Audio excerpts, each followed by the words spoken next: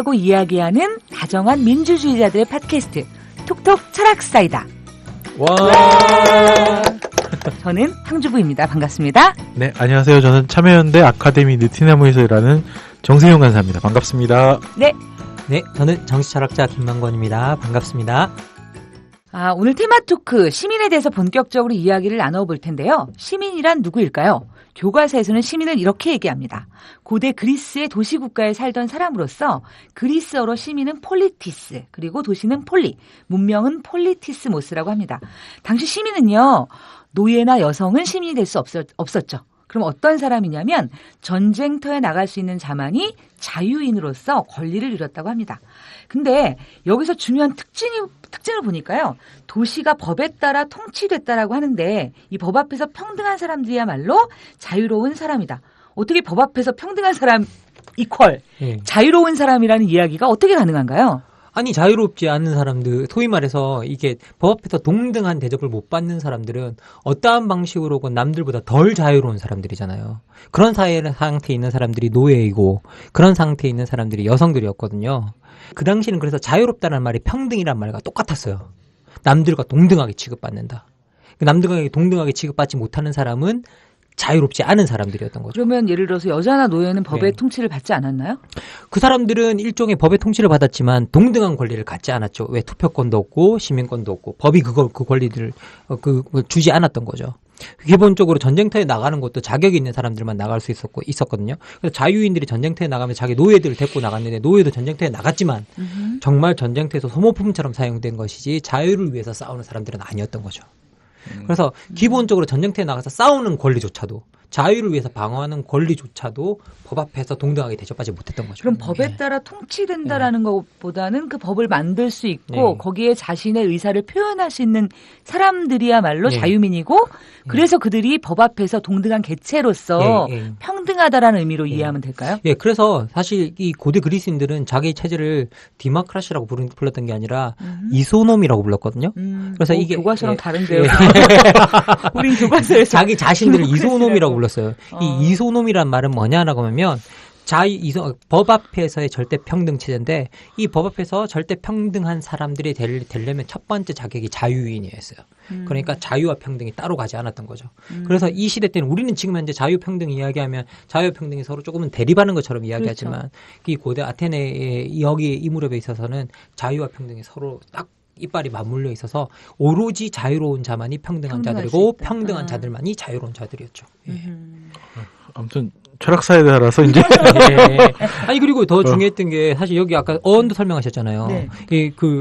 여기 이야기할 때 시민 자체가 폴리티스잖아요. 그러니까 이 시민이란 말 자체가 담고 있는 말이 뭐냐? 정치적 인간이라는 뜻이에요. 정치적 인간. 시민은 정치 바깥에서 존재하지 않아요. 그래서 시민이 여기서 문명이 폴리티스모스잖아요. 문명의 본질이 폴리틱스라는 거거든요. 그래서 이 바깥에 있는 이 자기 도시 바깥에 사는 사람들을 뭐라고 불렀냐면 도시 안을 문명이라고 부르고 도시 밖을 야만이라고 불렀거든요. 그래서 야만의 특징이 뭐냐라고 하면 정치 바깥에 사는 사람들이에요. 근데 그러면 여기선 도시와 정치가 곧 같다라는 거죠. 그렇죠. 도시와 정치. 그리고 그 정치가 확실히 법치 아래 움직이고 있었다는 거예요. 그러니까 소위 말해서 이 성 안에서는 법이 통치하고 그리고 사람들은 그 법을 같이 만든다는 거죠. 그리고 선생님 말대로 그렇게 하는 사람들만이 오로지 법 앞에서 자유롭고 평등한 사람들이 되는 체제인 거죠. 근데 지금도 사실 대부분의 국가가 법을 가지고 있잖아요. 지금은 옛날에야 사실은 법을 가진 국가가 뭐 그리스에 몇 개 도시만 있었다면 지금은 거의 대부분의 국가가 법을 가지고 있고 그리고 이제 국민도 사실은 법의 지배를 받는 사람인 거잖아요. 근데 저희가 이제 지난 시간에도 이야기를 했지만 시민과 국민은 뭔가 다른 것 같다. 우리가 이제 혼용해서 쓰는 경우도 있고 때에 따라 정치적 수사로 어떤 때는 시민을 택하기도 하고 어떤 때는 국민을 택하기도 하지만 사실 시민과 국민이라는 게 지금은 예전에 그리스의 도시나 그 바깥의 시골이 아니라 지금은 이 글로벌 시대 21세기에는 사실 시민과 국민이 어떻게 보면 법의 지배를 받고 그 안에서 의무와 권리를 일정하게 그죠? 지고 행사하는 주체로서 동일하다고 볼 수 있는데 사실은 그 시민과 국민이 좀 차이가 난다라고 우리가 지난 시간에도 계속 얘기를 했잖아요. 그 차이를 조금 더 구체적으로 짚어봤으면 좋겠어요. 근데 제가 이제 들으면서 떠오르는 거는 결국에는 그 우리가 이제 그런 사람들 있어요. 법 없이도 살지만 아무튼 법대로 사는 사람들이 있는데 이게 이제 보면은 법을 만드는 과정에는 내가 관심을 두지 않지만 나는 법을 잘 지키고 살아. 이런 사람들이 있는 것 같아요. 그러니까 법이 어떻게 만들어지든 뭐 잘 만들 거고 나는 법을 잘 지키면서 사는 사람이라고 한다면 이건 국민에 가까운 개념이라면 법을 어떻게 만들어질지 어떻게 이 법을 만들어야 될지 이것에 계속 관심을 가지고 법이 만들어지는 과정에 관심 갖고 참여하는 사람이라면 시민이 아닐까. 뭐 이렇게 소크라테스적 표현으로 쓰자면 우리가 가장 잘못 알려진 게 소크라테스에서 잘못 알려진 게 악법도 법이다라고 소크라테스가 말했다는 거예요.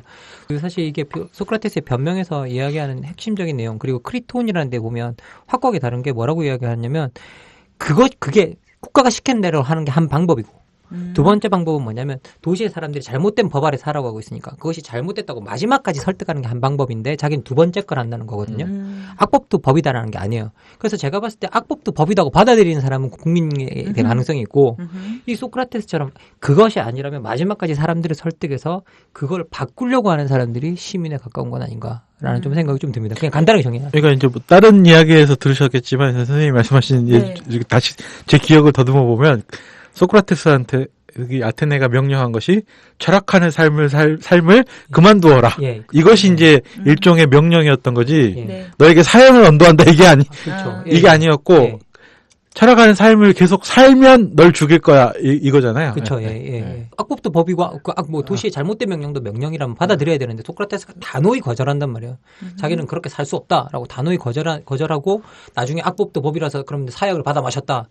이거는 두 개가 서로 매치가 안 되잖아요, 사실. 이거는 사실 이렇게 보면 일본의 어떤 학자가 이걸 해석한 것이 잘못 우리나라 건너와서 일반화 됐다라고 이제 알려져 있고요.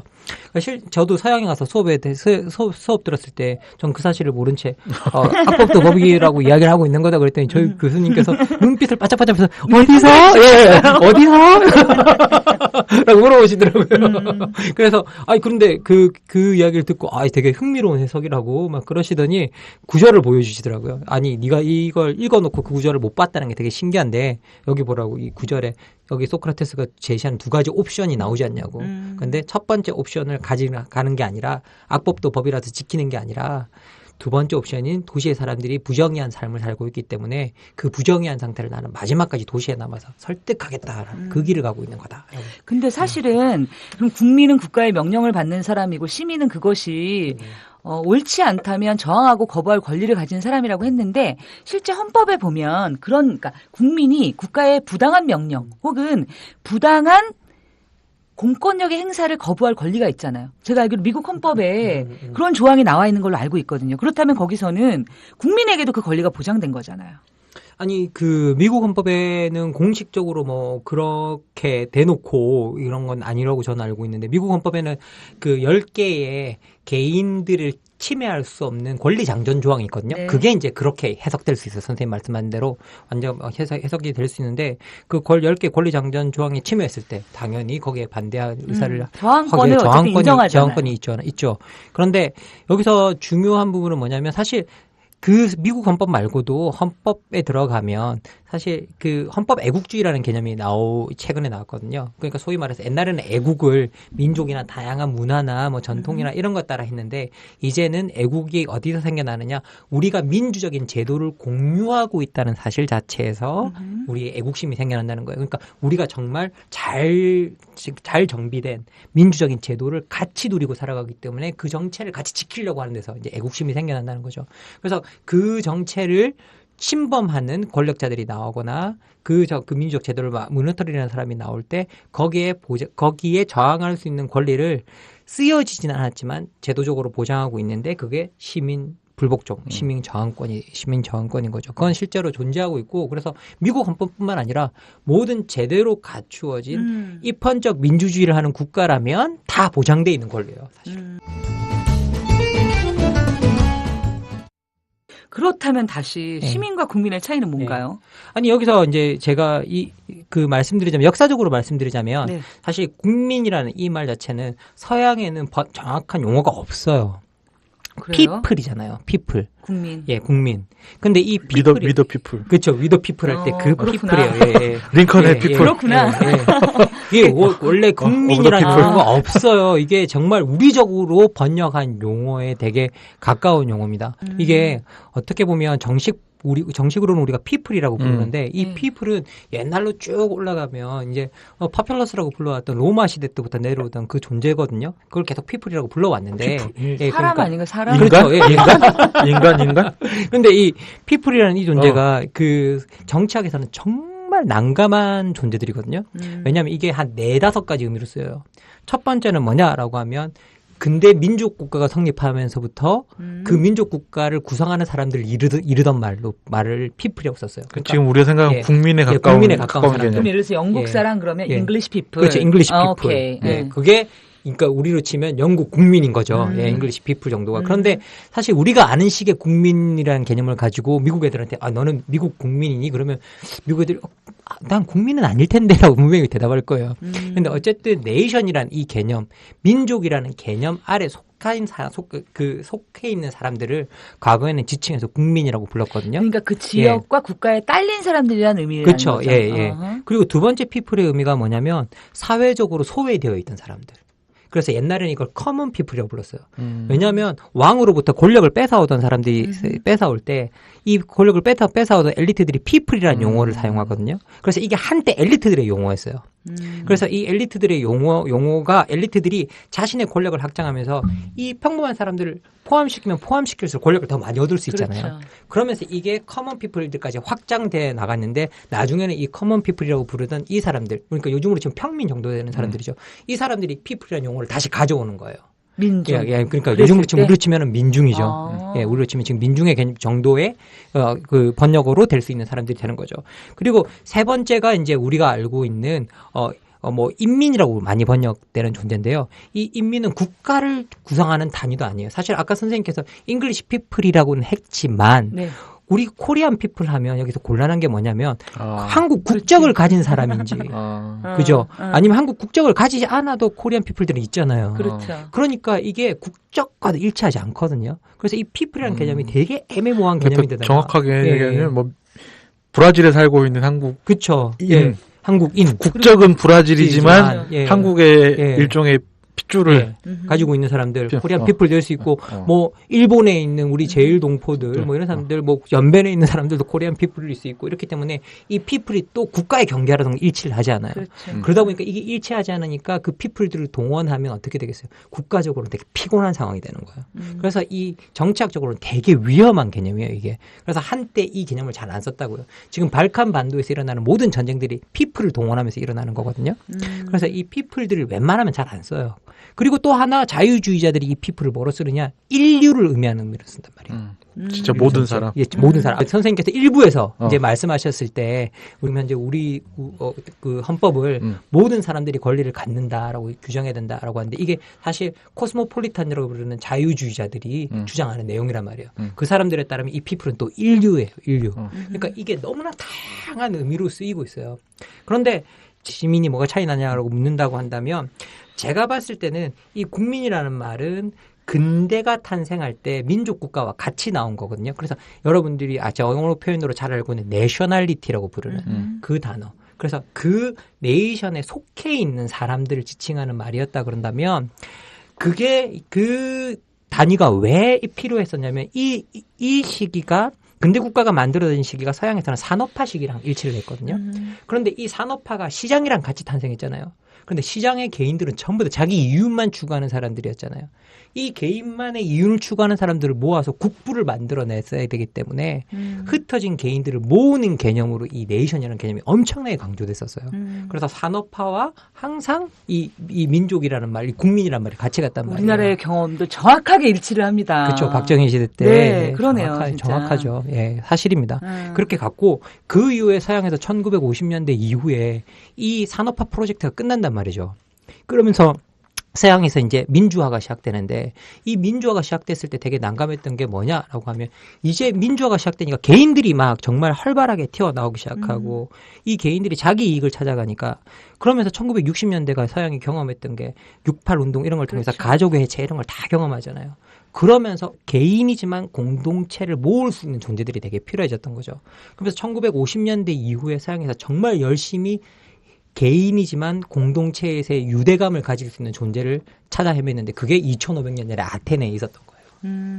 그래서 그때부터 열심히 찾아서 이걸 재발굴해가지고 다시 들고 들어왔던 개념이었어요. 물론 그 이전에도 루소를 비롯해서 공화주의자들이 있긴 있었는데 이게 정말 이렇게까지 확장될 수 있었던 이유는 뭐냐라고 하면 이제 정말로 서양에서는 산업화가 끝난 이후에 민주화 시기에 이제 또 한편으로 분열되지 않는 개인들, 공동체와 같이 갈 수 있는 개인들을 모아내는 개념으로서 시티즌이라는 것이 사실 탄생했던 거였죠. 그리고 우리 경험하고도 되게 일치해요. 우리도 민주시민 여러분 그러지 민주국민 여러분 웬만하면 안 그러잖아요.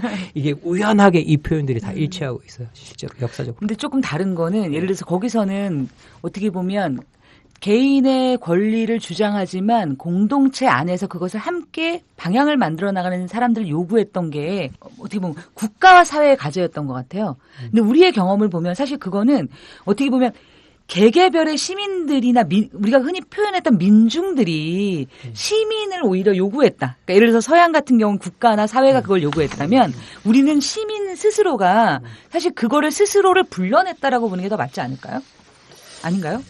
아, 그런가요? 뭐 사실 그런 측면도 좀 있다는 생각이 좀 드는데 저는 사실 우리나라에서 시민운동이 나오면서 이 시민운동을 중심으로 해서 시민이란 말이 탄생한 거는 사실이라고 생각을 하거든요.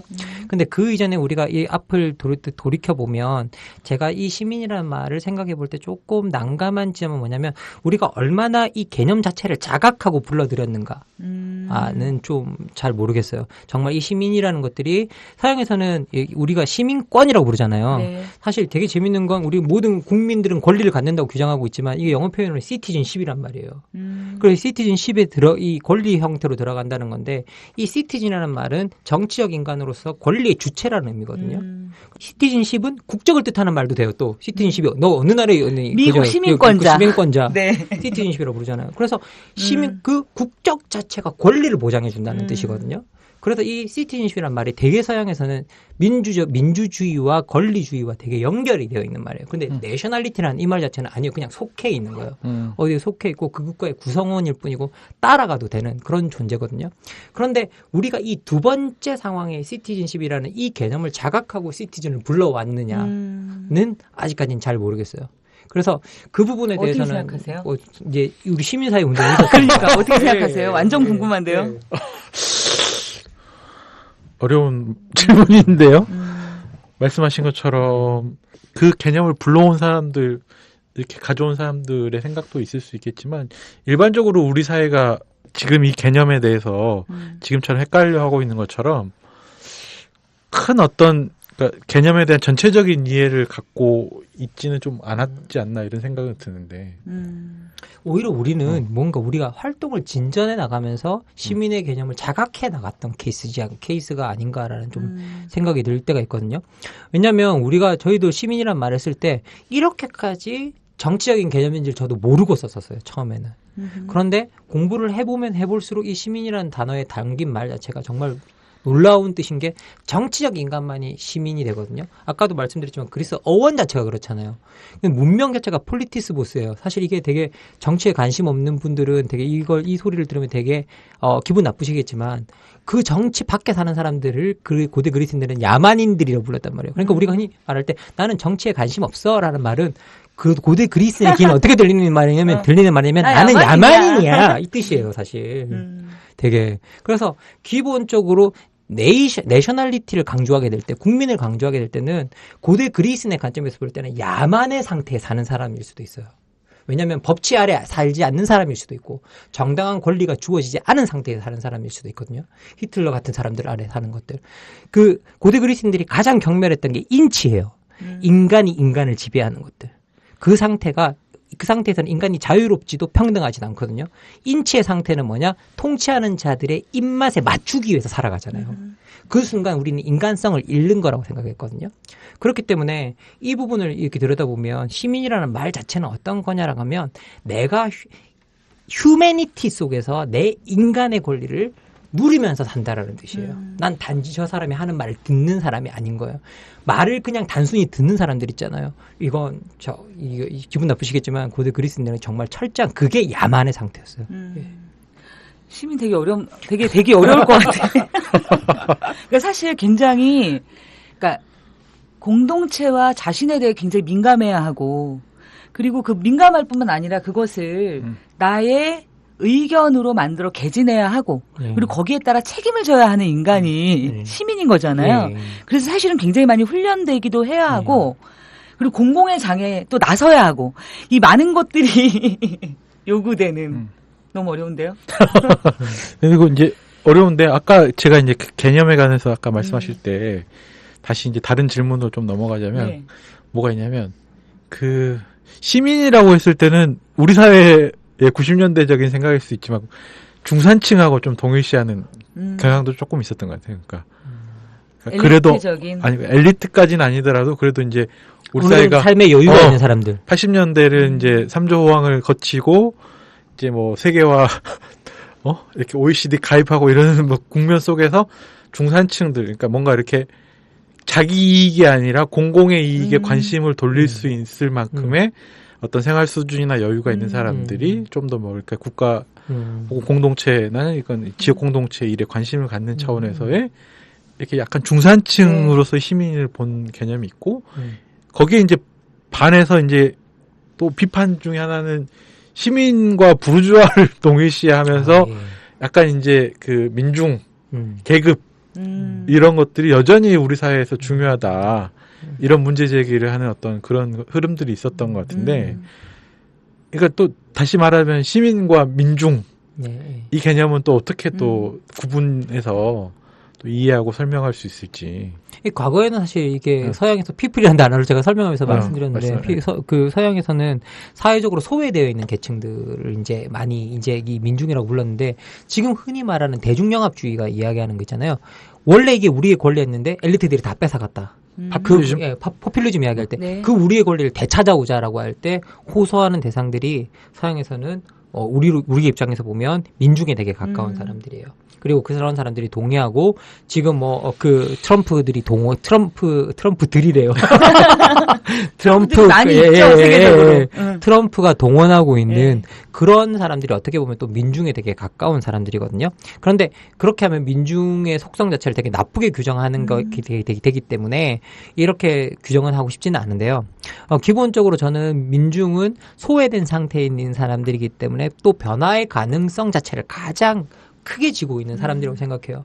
그런 점에 있어서 최장집 선생님이 사실 책 한 권 쓰셨는데 책 제목이 민중에서 시민으로라는 제목이었거든요. 87년 이후 민주화 세력으로서 소외된 사람들이 사실은 변화를 이끌어냈잖아요. 그리고 소외된 변화를 이끌었던 민중들이 이제 시민으로 전환되어야만 한다라는 주제를 내놓으셨던 책이었는데 사실 민중에서 시민으로를 읽으면서 저는 좀 생각했던 게 뭐였냐면 어떻게 보면 우리가 87년 이후에 민주화 과정을 거치면서 우리가 97년 우리 IMF 사태를 만나면서 민중이 시민으로 전환될 수 있는 기회를 많이 잃었다라는 좀 생각이 들었었어요. 왜냐하면 기본적으로 서양에서도 시민들이 어느 정도 재산이 있는 사람들이었잖아요. 재산이 어느 정도 있어서 자기 의견을 남한테 안 파는 사람들. 그래서 그리고 더 나가서 여러분들은 그냥 성인 남자들이 그 시민권을 가졌다고 생각하는데 성인 남자 중에서도 가정을 꾸린 사람만 시민이 될 수 있었거든요. 그러니까 소위 말해서 가장들만 될 수 있었어요. 그러니까 그런 사람들에게 투표권을 줬다는 거죠. 예. 그리고 가장들만 될 수 있었기 때문에 이 어느 정도 그렇게 가정을 꾸릴 수 있는 사람만이 경제적 여유가 있어서 자기 의견을 남들에게 안 판다는 거죠. 그래서 그렇게 독립적인 정치적 의견을 가질 수 있는 존재가 돼야 되는데 실제 우리 사회에서는 어떻게 보면 소외된 사람들이 민주화 과정 속에서 우리가 97년에 정말 IMF 사태를 만나면서 시민으로서 도약할 수 있는 기회를 한번 잃어버렸다는 좀 느낌이 들 때가 있어요. 그래서 이 시민으로서의 전환기에서 많은 사람들이 어느 정도 경제적 여유가 지금도 사실은 경제적 여유가 있는 사람들과 시민이 좀 일치하는 경향이 있잖아요. 일치하는 경향이 저는 있다고 좀 생각하는데 그런 부분에 있어서는 좀 돌이켜보면 약간 그 서양식의 그 규정이 어느 정도 조금은 맞아 들어가고 있는 느낌이 들지 않는가. 그래서 우리 사회 내에서 시민들을 자꾸 엘리트적으로 인식하는 그 개념 자체를 그런 것도 있지 않는가라는 좀 생각이 들 때가 있습니다. 저는 오히려 그러한 것들이 있었다고는 보는데 그것이 정치적 냉소를 낳는 원인이 되었다고 보고요. 제가 이제 뉴스를 하나 들었는데 너무 놀랐어요. 그 뉴스가 어떤 거였냐면 악플 대 선플에 그 비율을 각 나라별로 발표를 한 거예요. 우리나라는 4가 악플, 1이 선플이래요. 일본은 4가 선플, 1이 악플이래요. 네덜란드는 9가 선플, 1이 악플이라는 거예요. 그래서 와 그렇게만 보면 우리나라 완전 다 키보드 워리어야. 진짜 독설가들. 굉장히 뭔가 분노가 가득 차 있고 뭔가 사람들의 반응 자체가 굉장히 공격적으로 나온다는 걸 뜻하잖아요. 거기에는 사실은 그러니까 자신의 권리나 나의 목소리가 제대로 반영되지 않고 내가 말을 해도 듣지 않아라고 하는 그런 것들이 깔려 있다라고 보는데 사실 지금은 뭐냐면 그것 자체가 뭐냐면 키보드 워리어도 워리어잖아요. 예, 그쵸. 예. 그러니까 뭐냐면 전사인 거죠. 그게 아닌가? 아닙니다. 저 이렇게 웃었는데 선생님 표현이 그냥 그래서 그런데 물론 거기서 자기 의견을 열심히 표현하기 때문에 맞는 것 같아요. 그러니까 뭐냐면 지금은 사실은 이제 예전에는 정치에 대해서 냉소하던 사람이 지금은 정치적 장으로 많이 나오고 있어요. 그리고 이제 나올 때 나오는 과정에 훈련들이 필요하잖아요. 그러면서 이제 이게 뭐냐면 악플에서만 그치던 것 혹은 뭐냐면 댓글을 다는 데서 그치던 것들이 지금은 현장에서 집회가 되고 사람들의 모임이 되고 그리고 이게 실제로 표로 반영되기도 하고 혹은 어떤 것에 대한 기부나 그러니까 이런 것으로 변화되는 것들이 굉장히 많이 보이는 것 같아요. 그래서 이 한계가 분명히 있었지만 그 한계들을 어떻게 현실에서 그러니까 실제 변화의 지점으로 만들어낼 것인가에 대한 사실은 조금 더 한계에 대한 분석만큼 거기에 대한 분석이 좀 더 필요하지 않을까. 뭐 분명히 선생님께서 그런 눈빛을 저 찾아보니까 분명히 그런 지점이 필요하다는 생각이 좀 드는데 사실 그 악플과 비판은 좀 다르다는 생각이 좀 들거든요. 그래서 그 악플을 어떻게 분석했는지 제가 그 내용을 잘 몰라서 제가 그거는 뭐 이렇게 뭐 함부로 말씀드리기가 좀 어렵고요. 전체적으로 인터넷에서 제가 보는 악플들은 비판적이라고는 좀 잘 안 보여요. 일방적 비난에 일방적 비난에 가까운 게 아니라 비난들이 많죠. 근데 그거는 사회적으로 분위기도 영향력이 있는 게 사실 오늘 나오면서 제가 기사에서 봤는데 한국의 청년들 중 10명 중 8명 우리나라를 떠나고 싶어 한대요. 그 정도로 살기 싫은 나라라는 거죠. 그런 살기 싫은 나라 내에서 그렇게 10명, 청년들의 10명, 8명이 살기 싫은 나라에서 그 악플 비율 딱 맞네요, 4대1. 그거랑 일치하네요. 일치하네요. 정확하게 일치하네요. 4대1 일치하는데 그런 비판들이 나오는 건 뭐 이렇게 당연하다고 생각이 드는데 그런데 그런 비판 의식들이 선생님 말대로 그런 생각들이 좀 더 비판 의식으로만 잘 발전한다면 충분히 어떤 단순히 남의 말을 듣는 사람들이 아니라 자기 의견과 목소리를 가질 수 있는 사람으로 전환될 수 있는 가능성은 충분히 있는 거죠. 예. 근데 이제 저는 드는 생각이 두 가지 지점이 있는데 정치에 참여하지 못하는 경우가 정치에 아주 무관심할 수도 있지만 말 그대로 먹고 사는 문제가 너무 바빠서 예를 들면 투표 시간에도 내가 일을 해야 되고 이게 내가 노동을 해야 되기 때문에 그 시간 자체에도 쉬지 못하고 노동을 해야 되기 때문에 투표의 권리를 행사하지 못하는 경우들도 있더라고요. 그러니까 아주 정치에 무관심하다기보다는 그것을 행사할 수 있는 정치에 참여할 수 있는 시간과 조건들이 안 되기 때문에 어려운 조건들이 있다면 이게 이제 제가 아까 말씀하셨던 것처럼 민중에서 시민이 되어야 한다라는 말보다는 민중에서 시민이 될 수 있도록 우리 사회가 그런 조건들을 만들어냈어야 됐다라는 어떤 메시지가 아니었을까. 그러니까 그러니까 사람들이 민중에서 시민이 너희가 교양을 쌓고 소양을 넓히고 해서 민중에서 시민이 돼서 자기 개개인의 목소리를 낼 수 있는 이런 메시지를 던졌다기보다는 우리 사회 전체적으로 모두가 정치에 관심을 가질 수 있을 만큼의 어떤 일종의 이제 경제적인 조건들이나 그것을 통해서 자기 목소리를 어떤 집단이나 조직에 기대지 않고서 개인이 목소리를 낼 수 있는 어떤 사회로 우리 사회가 나갔어야 되는데 아직 그러지 못한 게 아닌가라는 지적인 것 같고 저도 이제 그런 생각이 들더라고요. 그러니까 시민과 관련해서 여러 가지 얘기들이 나오고 있는데 그 말씀하신 것처럼 97년 IMF 이후에 여전히 우리 사회가 더 경제적으로 양극화되고 척박화되기 때문에 그 시민의 어떤 과제가 아니라 일종의 이제 그 민중의 어떤 목소리를 내지 못하는 사람들의 과제가 너무 많다, 우리 사회에. 이 문제가 더 중요하지 않느냐라는 어떤 지적들. 그러니까 자기 목소리를 내고 정치에 참여하는 사람들의 문제, 그들을 더 참여를 독려하는, 권장하는 어떤 그것을 이끌어내는 운동, 정치의 문제보다도 목소리를 낼 수 없는 사람들의 목소리를 내도록 하는 운동이 더 중요하다. 아직은 뭐 이런 주장들을 하시는 분들을 만나면 또 뼈아프게 일리 있는 주장으로 들리기도 하더라고요. 요즘 사실 제가 최근에 가장 많이 받는 비판이 너는 구조주의자냐라는 비판인데 제가 하도 이제 불평등 이야기를 많이 하고 이제 그 구조를 기본적으로 타파하는 것 자체가 사실 인간에게 기회를 주고 인간에게 목소리를 준다라고 이제 이야기를 많이 하는데요. 아까 제가 IMF 사태를 언급했던 것 자체도 사실 구조적으로 이제 민중에서 시민으로 넘어갈 수 있는 기회를 상실했다라는 이야기를 좀 하고 싶어서였거든요. 저는 사실 선생님께서 말씀하시는 그런 부분들, 사회가 어떤 자유롭고 평등한 인간이다라고 우리가 말만 하지 자유롭고 평등한 인간이 될 기회를 안 주면 그 자유와 평등은 저는 오히려 불편한 거라고 생각하거든요. 그리고 그 자유와 내가 자유롭고 평등한 인간이라는 거 사실 자체를 모르는 사람도 얼마나 많아요. 사실 무지와 빈곤이 항상 같이 가기 때문에 특히 하위 계층일수록 그런 것들이 정말 많이 같이 가고 있거든요. 사실 제가 얼마 전에 복지 공부하면서 정말 놀랬던 건 뭐냐면요. 모든 하위 계층을 위한 복지 정책이 전 세계적으로 우리는 우리 보편 복지하면 안 된다 그러죠. 선별 복지해야 된다 그러죠. 선별 복지하면 되게 신기한 일이 일어나요. 그 복지에 필요한 사람들의 절반 이상이 그 복지를 신청 안 해요. 있는지를 첫 번째 몰라요. 예? 두 번째는 무지 때문에 신청을 안 하는 경우가 벌어지는데 이게 우리나라뿐만이 아니에요. 그 복지제도가 발전한 국가일수록 오히려 더 신청을 못해요, 사람들이. 그래서 이걸 우리가 이 통계들을 보면 거기에 30%에서 60%에 걸쳐 있거든요. 혜택을 받는 사람 신청을 못 한다 그러거든요. 그런데 실제 우리가 계속 이제 그 왜 우리는 시민이 만들어지지 않는가라고 이제 계속 비판을 하고 있지만 그 지점 자체를 개선하려고 한다면 저는 사실 구조적으로 그 사람들이 정치에 관심을 가질 수 있는 기회를 어느 정도의 여유를 줘야 된다고 생각을 합니다. 그런 점에서 물론 그 여유 없음이 정치적 인간으로 만들 수도 있다라는 생각은 또 하거든요. 네. 하지만 기본적으로는 우리가 그 환경 자체를 개선해 줘야지 사람들이 정치 속으로 점점 더 들어오지 않는가라는 생각이 좀 더 들어요. 근데 저는 전혀 다른 의견을 사실 갖고 있어요. 저는 제가 지금 이제 40대 후반을 살고 있는데 지금처럼 많은 시민과 함께 산 적이 없어요. 사실.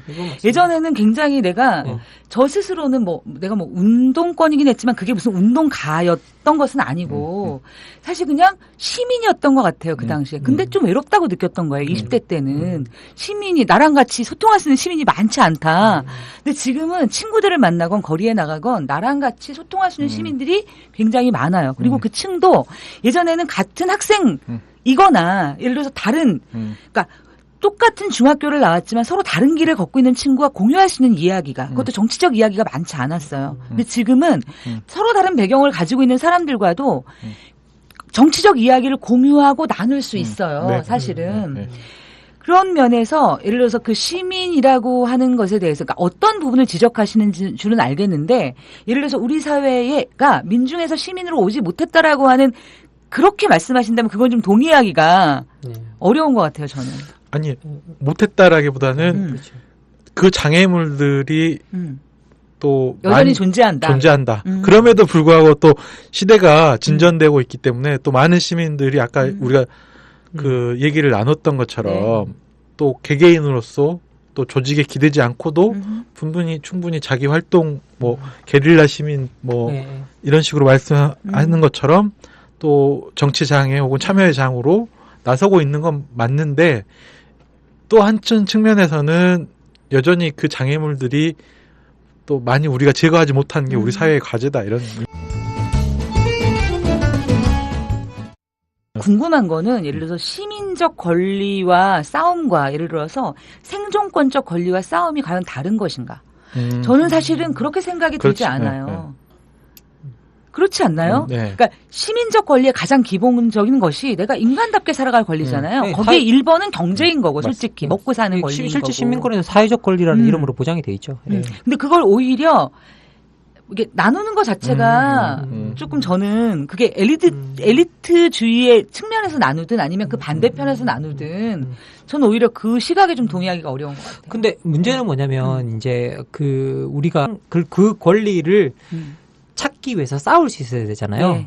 호소할 수 있어야 되고. 그런데 그 호소할 수 있는 여력과 이런 것들을 다 뺏어간다는 거죠. 그리고 선생님 말씀에 제가 100번 동의하면서도 또 한편으로 저는 가끔씩 난감한 걸 느끼는 건 뭐냐면 시민들이 늘 있고 내 눈앞에 보이는 것 같은데 또 늘 없는 것 같이 느껴질 때도 있어요. 늘 없는 것 같이. 그래서 약간은 좀 우리가 어떻게 이런 일이 일어나고 이런 일이 침묵될 수 있고 어떻게 이런 일이 계속 진행될 수 있지라고 생각할 때는 시민이 없는 것 같아요. 진짜로 그런 느낌이 들 때가 있어요. 그런데 집회 현장에 가서 보면 또 수많은 시민이 있는 것 같아요. 그래서 돌아서 나와서 또 친구들이랑 대화하다 보면 그게 전부 다야. 라고 또 이야기해요. 그게 다야. 네, 그렇지 않아요. 그렇지 않아요. 그렇지 않아요. 라고 이야기하고 싶을 때가 있거든요. 네. 그러니까 이게 사실은 아직까지는 그게 우리도 전환기에 있어서 여전히 그 사람들의 존재가 때로는 보였다가 때로는 보이지 않았다가 해서 우리들한테 생겨나는 인식의 문제도 이렇게 뚜렷하게 우리가 장기적으로 본다면 과거에 비해서는 훨씬 많이 생겨난 건 사실인데 그럼에도 불구하고 오히려 이렇게 표현하는 게 좋겠어요. 제가 기대하고 생각하는 만큼은 아직은 빨리 그렇게 나타나고 있지는 않진 않은가 라는 생각이 드는 것 같아요. 그리고 저는 그게 세대적인 문제도 있는 것 같다는 생각이 들어요. 정말 지금 20대는 여력이 너무 없어서 사실 본인의 의사가 없는 게 아니라 의사를 표현할 수단과 그다음에 현실적인 조건들이 굉장히 제약받는 경우가 굉장히 많잖아요. 진짜 20대들 보면 여력이 없어요. 이게 뭐 어떻게 말할 수 있는 정도가 아닙니다. 이렇게 제가 학교에서 가끔씩 그런 옵션을 쓰거든요. 학생들한테. 아무 필요 없이 나한테 이유를 설명 안 해도 된다. 그냥 와서 울고 가도 된다 그러거든요. 근데 그 옵션을 쓰는 애들이 있어요. 그래요? 그 옵션을 쓰는 애들이 있어요. 그리고 그냥 울고 가요. 이게 그렇게 해서 좀 장기적으로 알고 보면 대부분 다 좀 경제적인 문제, 취직의 문제, 그런 것들이 대부분 다예요. 연애 문제로 와서 울고 그러지 않아요. 선생님들한테 다 친구들 앞에서 울고 그러지. 정말 생존의 문제 같은 것들이 눈앞에 닥쳤을 때는 저희들 앞에 와서 그냥 울고 가는 학생들이 그렇게 있거든요.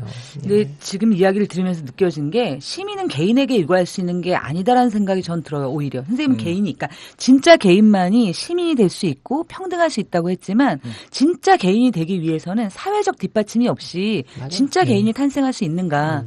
사실 그래서 이게 시민과 사회라고 하는 것이 맞물릴 수밖에 없는 시민도 요구해야 되지만 그 사회가 그것을 받침해주지 않을 때 맞습니다. 시민이 되게 그래서 선생님들이 제가 항상 학교 수업 시간에 수업뿐만 아니라 방송에도 오늘 제가 이야기를 할게요. 많은 분들이 자유주의라 그러면 뭔가 개인이 하도록 냅두는 거라고 생각하거든요. 아니에요. 전통적으로 자유주의자들은 개인의 부자유는 사회 구조적 문제 때문에 오기 때문에 그 구조적 문제를 수정해야 된다고 했던 사람들이 자유주의자들이에요.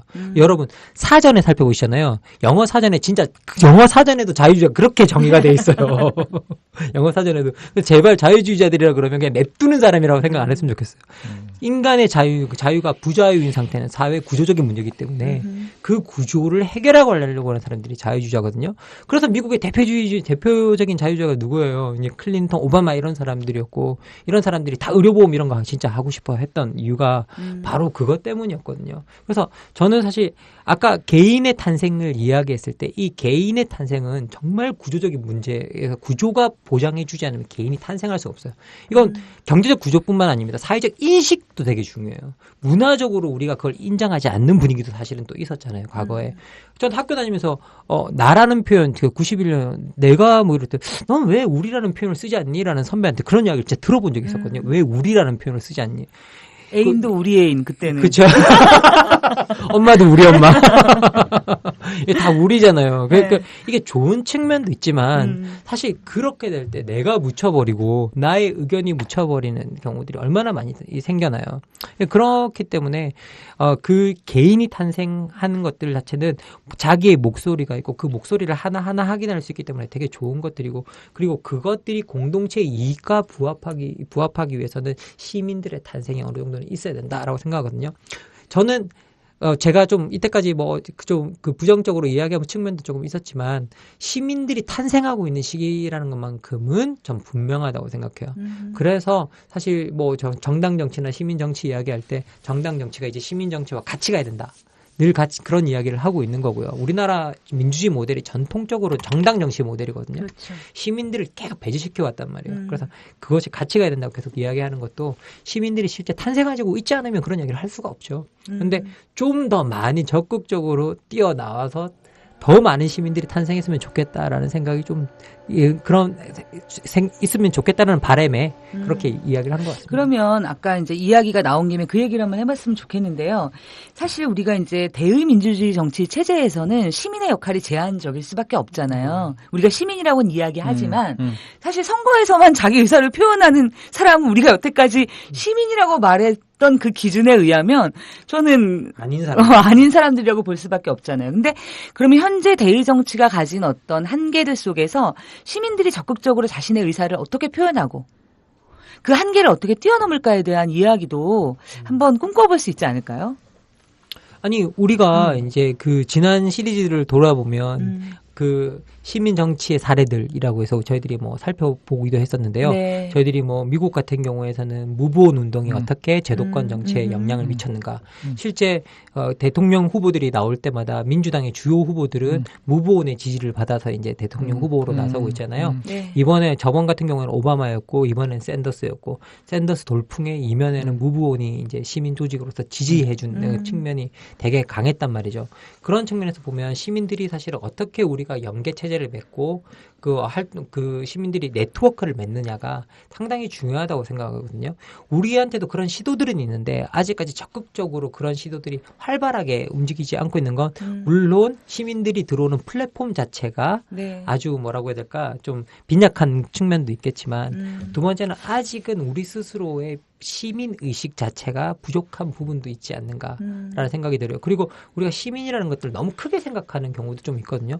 저는 사실 그런 웨브사이트에 들어가서 자기 의견을 표명하는 것도 되게 어떤 시민으로서의 되게 중요한 일인 것 같아요. 근데 우리가 시민 활동이라 그러면 꼭 바깥에 나가서야 되고 거리에 나가야 되고 그런 것들이 아니라 어떤 작은 그런 것들, 인터넷이나 그런 플랫폼 같은 것들이 있을 때 적극적으로 가서 정책에 영향을 미치고 나는 서울시가 이런 정책을 한다는 나 이 정책을 지지합니다. 이런 것들. 만약에 서울시가 청년 배당을 한다. 그러면 청년들이 가서 그 청년 배당을 지지하는 그런 것들을 넣어주는 것들. 그것들이 수십만 건이 쌓이면 사실은 정부로서도 할 말이 없는 거잖아요. 이 정책이 진짜 청년들한테 필요한 거구나라고 인정할 수밖에 없는 거잖아요. 그런 식의 작은 참여들이 시민활동이라고 저는 생각하거든요. 그래서 시민활동은 너무 크게 생각할 필요는 없다라는 생각이 좀 들어요. 근데 이제 외국하고 우리나라를 비교하자면 그런 문제들이 좀 있는 것 같아요. 그러니까 제가 가끔씩 놀라는 게 미국에서 이제 시민들이 하원 의원에게 편지를 보낸다. 그래서 저는 의원이 편지를 읽는단 말이야? 보좌관 아니, 그러니까 어쨌든 읽는단 말이야? 이 편지를 읽는단 말이야. 뭘 보내면. 근데 또 뉴스 나오는 거 보면 그렇게 편지를 보냈을 때 답장이 오기도 하고 굉장히 그런 그 압력에 대해서 심각하게 받아들이기도 한다는 뉴스도 있었고, 최근에 브렉시트와 관련해서 영국 하원에 이거 다시 투표를 하자는 청원이 올라와서 거기에 대해서 엄청난 수가 서명을 하고 있다라는 게 있었고, 심지어 우리가 이제 그 사드와 관련해서 백악관에 서명하잖아요. 그렇죠. 청원을 하잖아요. 근데 우리나라 같은 경우에는 그 국회에 청원을 하려면 서계 의원이 있어야 되고 직접 찾아가야 돼요. 아, 진짜요? 네. 그러니까 온라인 청원을 할 수 있는 제도 자체가 없어요. 지금 저희 참여연대에서도 의정감시센터에서 이렇게 열려라 국회. 좀 더 이렇게 시민들이 좀 더 직접적으로 이 제도권, 그러니까 의회나 행정부에 직접적으로 여러 가지 청원이나 이런 여러 가지 압력을 행사할 수 있는 통로들을 제도적으로 열어달라 이렇게 요청을 하고 있는데 아직 그런 부분도 부족한 게 많죠. 사실은 대의민주주의 한계도 있겠지만 우리가 대의민주제를 운영하는 측면에서 실제로 진짜 대의하기 위해서 시민들의 의견을 어떻게 받아들일 것인가를 고민하고 그것을 보장하는 통로들은 별로 마련돼 있지 않은 게 현실이긴 하죠. 맞아요. 사실은. 사실 그러니까 시민들의 참여를 독려한다는 방식이 대부분 아직도 거수기인 거예요. 그래서 예스냐 노냐, 이 사람을 찍을 거냐, 저 사람을 찍을 거냐에 뭐 온라인 당원들을 쫙 모아서 너희 뭐 힘을 보여줘. 사실은 여전히 그런 한계들 안에 많이 gat혀 있다는 생각이 드는데요. 저는 근데 이제 오히려 시민들이 자기 목소리를 내면서 새로운 의견과 그러니까 뭔가 움직임을 만들어가는 걸 어떤 곳에서 봤냐면 그 관리실에 에어컨 놔주는 누구도 요구하지 않고 그건 예스노의 문제가 아니잖아요. 창의적으로 우리의 삶에서 우리 아파트에 경비실이 있는데 거기가 너무 조그만 박스잖아요. 거기에 우리의 돈을 부담해서 에어컨을 놔주자. 그러니까 아까 그 시민이 큰 게 아니다라고 말씀하셨지만, 그러니까 그 활동을 통해서 우리가 함께 살아간다는 것 결국은. 왜 이 작은 이야기를 들었는데 갑자기 울컥하죠? 울보 김만곤 선생님께서. 그게 아니라, 진짜 그런 것들이 중요하다는 생각이 좀 들 때가 있어요. 결국은 우리가 시민활동을 하는 건 우리의 인간성을 중요시 여기기 때문이잖아요. 그리고 그 인간성은 다만 인간을 중요시하는 것들이 아니라 자연과 우리가 살아가는 모든 환경을 중요시하는 것에 그 인간성들이 다 들어가 있다는 생각이 좀 드는데, 그래서 시민활동이라는 것 자체를 우리가 너무 넓게 생각하지 않았으면 좋겠다라는 거, 우리 주변으로 봤으면 좋겠다라는 건데, 근데 아까 좀 이야기했던 부분으로 돌아간다면 사실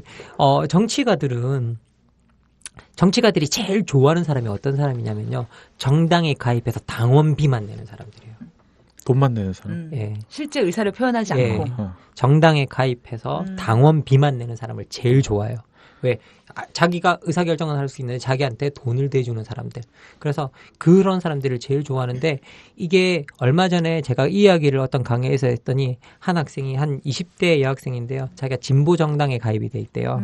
근데 자기가 당원비는 꼬박꼬박 내고 있는데 한 번도 당에서 어떤 일을 한다는 거 연락 안 해준다는 거예요. 중요한 일이 있을 때 어떤 영향력을 행사할 수 있는 기회 자체를 안 준다는 거예요. 진보정당도 그럼 똑같이 돌아가고 있다라는 거죠.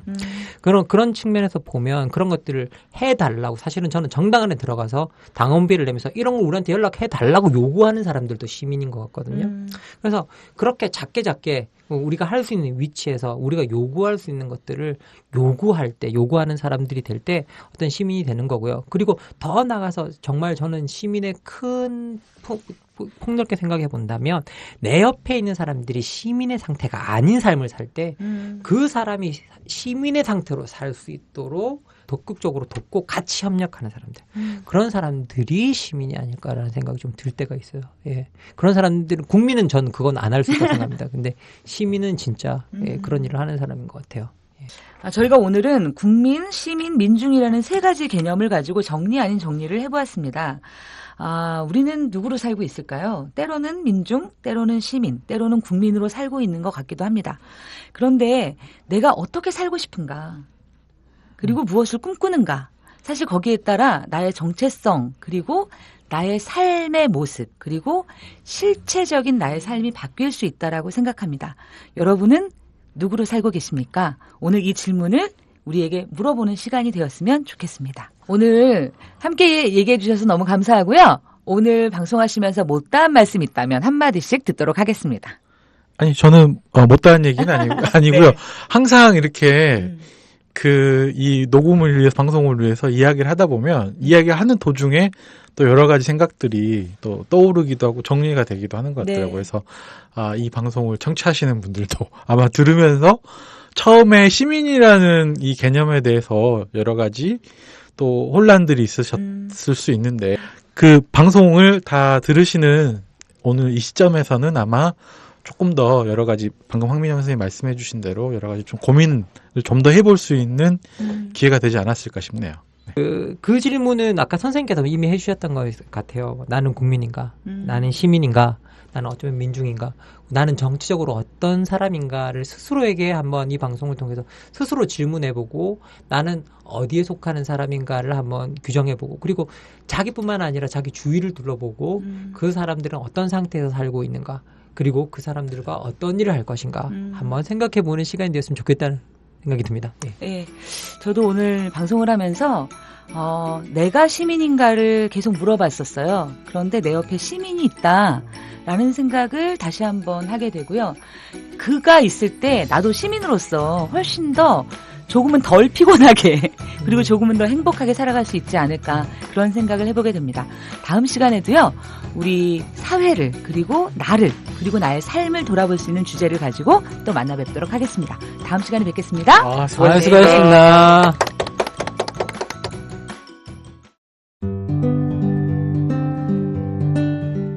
안녕하세요. 아카데미 느티나무 강좌를 7년째 듣고 있는 70살 넘은 할머니 정애자예요. 저에게 아카데미 느티나무는 새로운 배움터입니다. 배움을 통해 행동하는 시민의 발걸음에 동참하고 있다는 것이 뿌듯하답니다. 즐거움과 나눔, 웃음과 실천이 있는 배움의 공간, 아카데미 느티나무에서 뵐 수 있기를 기대합니다. 참, 아카데미 느티나무는 참여연대 부설 시민교육기관입니다.